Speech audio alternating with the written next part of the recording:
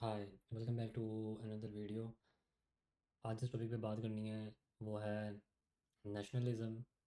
Last time मैं discuss कर रहा था कि no two states, only one state which will be Palestine. तो उसकी हमने एक रूट कोज मैंने आपको बताई थी कि ये प्रॉब्लम इस वक्त पैलेस्टाइन का क्यों फेस हो रहा है। ऑब्वियसली मल्टीपल प्रॉब्लम्स हैं, बट द मेन प्रॉब्लम जो मुझे लगती है वो ये है कि नेशनलिज्म जब से हम विक्टिम बने हैं तब से कि पैलेस्टाइन का इशू और भी बहुत से मुसलमानों के जो इशू हैं वो मुसलमान खुद ही सॉल्व नहीं कर पा रहे। तो let's jump over to the screen. I have prepared some slides, let's check. So yeah, nationalism, I would say this is a cancer in Muslim world, जो कि इस वक्त मुसलमानों की तबाही का जो बाइस है, जो कोज़ है, एक मेजर कोज़ है वो ये है। um, मैं डिस्कस करना ये चाह रहा था कि इस वक्त जो पैलेस्टाइन की सिचुएशन है, तो वी ऑल नो डैट वहाँ पे क्या हो रहा है। अगर आप न्यूज़ मीडिया आउटलेट्स देखो, अल जज़ीरा का, तो बहुत ज़्यादा डेवस्टेटिंग सिचुएशन है।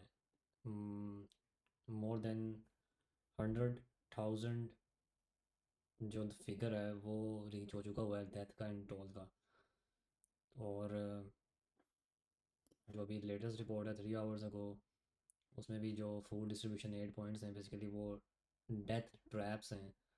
अगर आप नॉर्मन फिंकरस्टाइन को सुनो और बाकी अपना एनालिसिस करोगे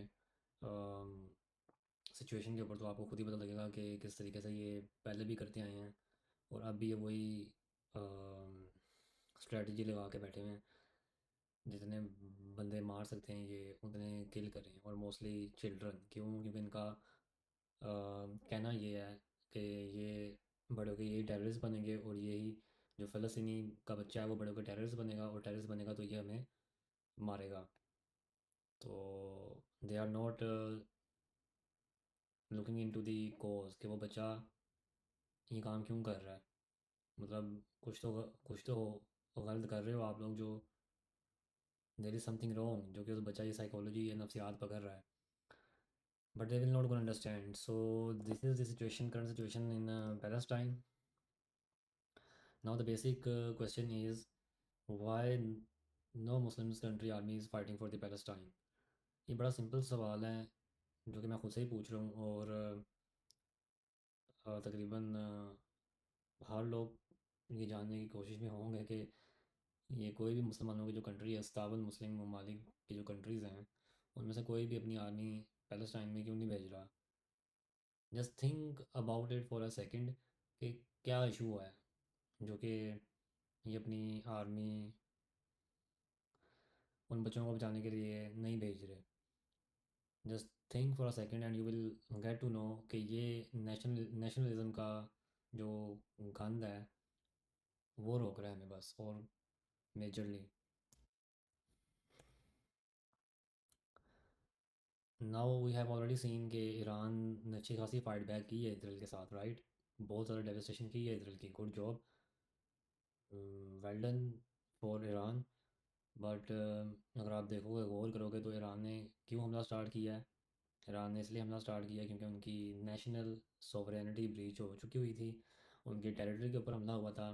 then they have to respond.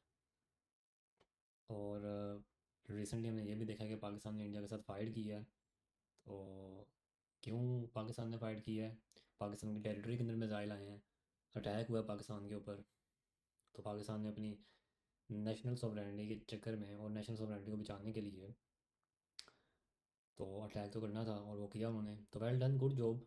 अपनी अपनी टेरिटरी के लिए दोनों ने बड़ा अच्छा काम किया है। बट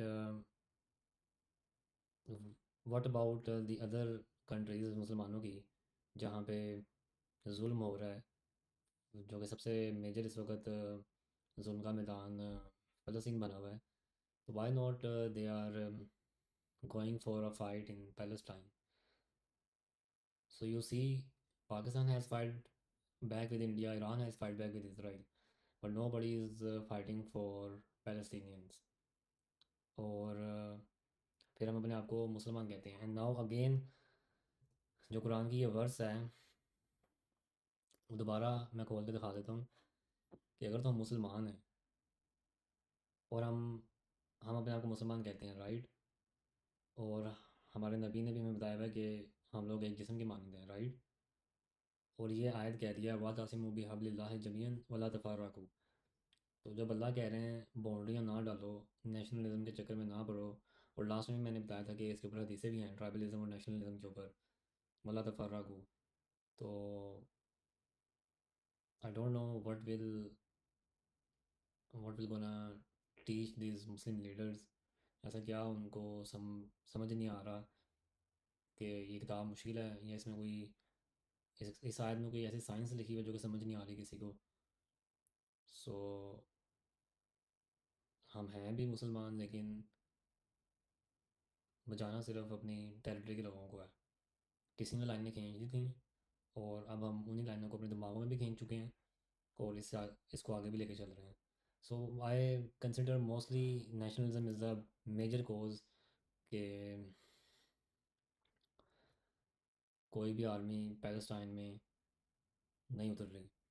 एंड जो लोग ये कहते हैं कि रिसोर्स नहीं है पाकिस्तान के पास, पाकिस्तान आर्मी या पावर नहीं है, ताकत नहीं है, तो जब इंडिया घुसा था तब तो हमारे पास बड़ी पावर थी अच्छी खासी। हमने एयर एयर सुपीरियोरिटी दिखाई है, जहाज़ मार के गिराए हैं, राइट। तो इसराइल के केस में वो पावर ख़त्म हो जाती है, वो जहाज़ के जो फ्यूल हैं वो कहीं चले जाते हैं। तो और ईरान ने अच्छी खासी मिसाइल जो है, ballistic missile, cruise missile, hypersonic missile दे दे के मार मार के उनका तिया पांचा एक किया है। तो ये बड़ा अच्छा चांस था ईरान और पाकिस्तान के पास कि वो इस वक्त इसराइल सबसे वीक पोजीशन में है, और इसराइल को मज़ीद डैमेज कर सकते हैं उनके लोगों को, इकट्ठा स्ट्रेटजी और प्लान बना के ऑब्वियसली, ताकि पूरा पूरा प्रेशर हो इसराइलियों के ऊपर कि आराम से टिकने नहीं देना, आराम से बैठने नहीं देना, इस रीजन के अंदर बसने नहीं देना इनको।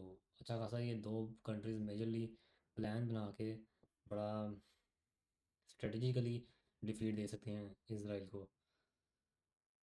जो कि मैं ये सोल्यूशन वन में डिस्कस कर रहा हूँ कि किस वक्त पाकिस्तान और ईरान के पास सबसे अच्छा मौका है, क्योंकि इसराइल वीक पोजीशन में। और ये मैं नहीं कह रहा, जाके आप लोग जो एनालिस्ट हैं, ग्लोबल एनालिस्ट, जियो पॉलिटिक्स के ऊपर जो डिस्कशन करते हैं, उनको अगर आप सुनोगे पढ़ोगे तो आपको भी पता लगेगा कि हाँ वाकई। इवन ट्रंप ने खुद भी रिसेंटली, जिन लोगों को नहीं कुछ पता वो ट्रंप को तो सुनते ही होंगे, तो ट्रंप ने भी कह दिया कि हाँ जी भाई कूट पड़ी है इसराइल को, और अच्छी खासी पड़ी है। तो ये जो सोल्यूशन है ये इम्प्लीमेंट हो सकता है अभी भी, अगर ये नेशनलिज्म से दो कंट्रीज बाहर आते हैं। बट ऑब्वियसली पता नहीं आते हैं कि नहीं आते।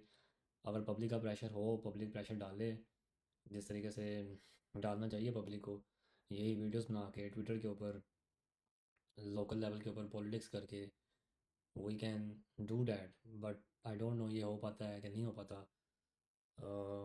पब्लिक इतनी अवेयर है इस पूरे प्लान से कि नहीं, बल्कि पाकिस्तान नहीं उल्टा टू स्टेट सोल्यूशन स्लिम करके बैठे हैं। तो ये वाला सोल्यूशन पता नहीं वो कोई इम्प्लीमेंट करने के लिए तैयार होगा भी कि नहीं।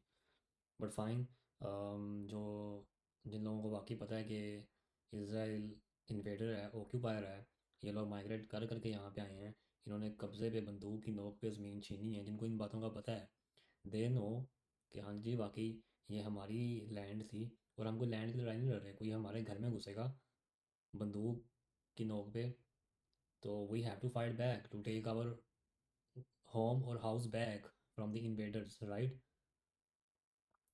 सो जिन लोगों को इस चीज़ का पता है, इल्म है, वो लोग तो, उन लोगों के लिए यही लेसन है कि अगर ये काम नहीं हो सकता, ऑब्वियसली बड़े मैथ लेवल के ऊपर मूवमेंट चाहिए इस सोल्यूशन को इम्प्लीमेंट करवाने के लिए।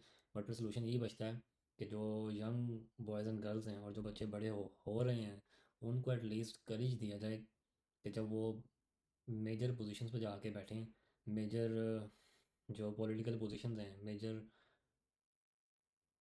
की पोजीशंस हैं जो कंट्रीज़ के अंदर, उनमें जब जाके बैठें, तो उनमें ये कीड़ा ना हो नेशनलिज्म का, वो ग्लोबल हो, वो पूरे ग्लोब का जिम्मे रिस्पॉन्सिबिलिटी वो ले रहे हों, पूरे ग्लोब के ऊपर पॉलिसी इंप्लीमेंट करने की बात कर रहे हों, और पूरे मुसलमानों की बात कर रहे हों, सिर्फ एक कंट्री की बात ना कर रहे हों। पूरी जो उम्मत है, पूरे मुसलमानों की जो 2 बिलियन की पॉपुलेशन है उसको रिप्रेजेंट कर रहे हैं वो हमारे बच्चे, जो नेक्स्ट जनरेशन तैयार हो रही है। But we have to train them and we have to remove this cancer, nationalism cancer from them, ताकि जब ये लोग की पोजीशंस पे आएँ तो ये लोग वो गलतियाँ ना करें जो अब लीडर जो गलतियाँ कर रहे हैं, ना उनमें करी जाए, ना कुरान पूरे तरीके से इम्प्लीमेंट करना है, और नेशनलिज्म को चाटना है बस। तो that's where we need to strategically move, कि अब जो अगले बच्चे हैं उनको ये बीमारी ना लगने दें, ये कैंसर ना लगने दें, और पूरी उम्मत का और पूरे इंसानों का ज़िम्मा उठाएं वो बच्चे। That's what the solution is and that's what we have to prepare for. So I hope the message would be interpreted in a good sense, and we have to take steps now. Thanks.